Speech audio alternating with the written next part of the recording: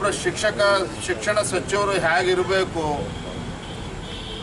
ಶಿಕ್ಷಣ ಸಚಿವರು ಹೇಗಿರಬೇಕು, ಮಾದರಿಯಾಗಿರ್ಬೇಕು. ಅವರು ಯಾವುದೇ ಸಚಿವರಾದರೂ ಕೂಡ ಮಾದರಿಯಾಗಿರಬೇಕು. ಆದರೆ ಒಂದು ಕಡೆ ನಮ್ಮ ಶಿಕ್ಷಣ ಸಚಿವರು ಹೇಳ್ತಾರೆ ನನಗೆ ಕನ್ನಡ ಬರೋದಿಲ್ಲ ಅಂತೇಳಿ ಅವರೇ ಮಾತನಾಡ್ತಾರೆ. ಮತ್ತೊಂದು ಕಡೆ ಶಿಕ್ಷಣ ಕ್ಷೇತ್ರದಲ್ಲಿ ಯಾವ ರೀತಿ ಅವಾಂತರಗಳನ್ನು ಸೃಷ್ಟಿ ಮಾಡ್ತಾ ಇದ್ದಾರೆ ತಾವು ನೋಡ್ತಾ ಇದ್ದೀರಿ. ನಿನ್ನೆ ದಿನ ಮತ್ತೊಂದು ಅಂಶ ಇವತ್ತು ಬೆಳಕಿಗೆ ಬಂದಿದೆ. ನಮ್ಮ ಮಾನ್ಯ ಸುರೇಶ್ ಕುಮಾರ್ ಅವರು ಆ ವಿಚಾರವನ್ನು ಎತ್ತಿದ್ದಾರೆ. ಬೆಂಗಳೂರು ಮಹಾನಗರದಲ್ಲಿ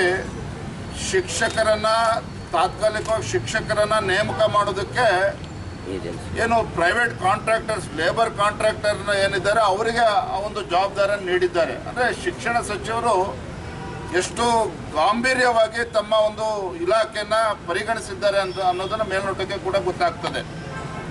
ಇವತ್ತು ಮನೆ SSLC ಪರೀಕ್ಷೆ ಸಂದರ್ಭದಲ್ಲಿ ಇವನು 20 ಗ್ರೇಸ್ ಮಾರ್ಕ್ಸನ್ನು ಕೊಡ್ತಕ್ಕಂಥ ಕೆಲಸ ಮಾಡಿದರು. ಇವತ್ತು ತಮಗೆ ಗೊತ್ತಲ್ಲಿ ಇವತ್ತು ಶಿಕ್ಷಣ ಕ್ಷೇತ್ರದಲ್ಲಿ ಇವತ್ತು ಶಿಕ್ಷಕರು ಕೂಡ ಇವತ್ತು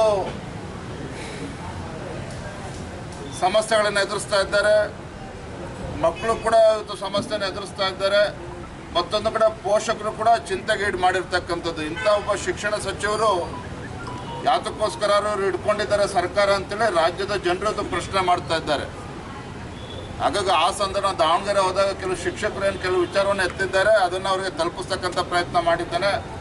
ಅವರು ಭಾಳ ಮನಸ್ಸಿಗೆ ಹಚ್ಕೊಂಡಂತೆ ಕಾಣ್ತದೆ. ನಾನು ಇಷ್ಟು ಹೇಳ್ತೇನೆ, ಅವ್ರಿಗೆ ಹಣಕಾಸಿನ ಸಮಸ್ಯೆ ಇದ್ದರೆ ಬಹುಶಃ ನಮ್ಮ ಯುವ ಮೋರ್ಚಾದವ್ರಿಗೆ ಹೇಳ್ತೇನೆ, ಎಲ್ಲ ಅವ್ರ ಹೇರ್ ಕಟ್ಟಿಗೆ ಏನು ಬೇಕೋ ಅದನ್ನು ಸಂಗ್ರಹ ಮಾಡಿ ಅವ್ರು ಕೊಡಿಸ್ತಕ್ಕಂಥ ಪ್ರಯತ್ನ ಮಾಡ್ತೇನೆ. ನೀವೇ ಮಾಡಬೇಕು ಅಂತ ಅವ್ರಿಗೆ ಹಣಕಾಸಿನ ಸಮಸ್ಯೆ ಇದ್ದರೆ ನಮ್ಮ ಯುವ ಮೋರ್ಚಾ ವತಿಯಿಂದ ಹೇಳಿ ಹಣವನ್ನು ಸಂಗ್ರಹ ಮಾಡಿ ಅವ್ರಿಗೆ ಹೇರ್ ಕಟ್ ಪ್ರತಿ ತಿಂಗಳು ಎಷ್ಟು ಬೇಕು ಅಂತ ಹೇಳಿದ್ರೆ ಆ ಹಣವನ್ನು ಸಂದಾಯ ಮಾಡ್ತಕ್ಕಂಥ ಕೆಲಸ ನಾವು ಮಾಡ್ತೇವೆ.